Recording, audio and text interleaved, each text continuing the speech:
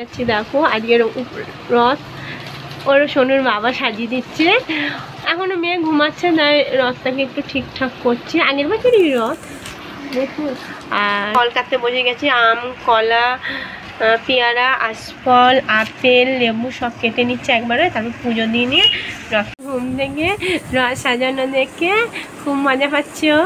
আর ওর বাবা সাজাচ্ছে। এই যে পুরো এটা আমার গোপু সোনা, ও আজকে রথের সঙ্গে যাবে, ওকে একসঙ্গে সাজিয়ে দিয়ে দেখেছে কি সুন্দর একটা জামা পরেছি আর একটুখানি তিলক দিয়ে। ও বেশি কিছু সাজায় না, ও না ঠাকুরকে খেতে দিয়ে দিয়েছি। এই নিচে জগন্নাথকে রেখে দিই আর উপরে গোপালকে রেখে দিই।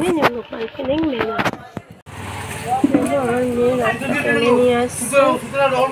আমার সোনামার রথটাকে বের করছে।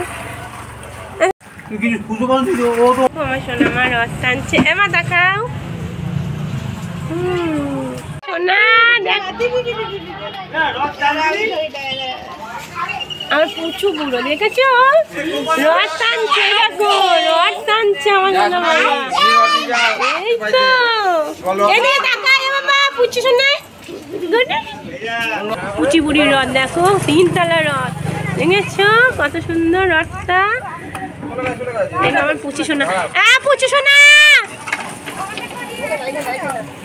এই দেখো আমার পুচু বুড়ি।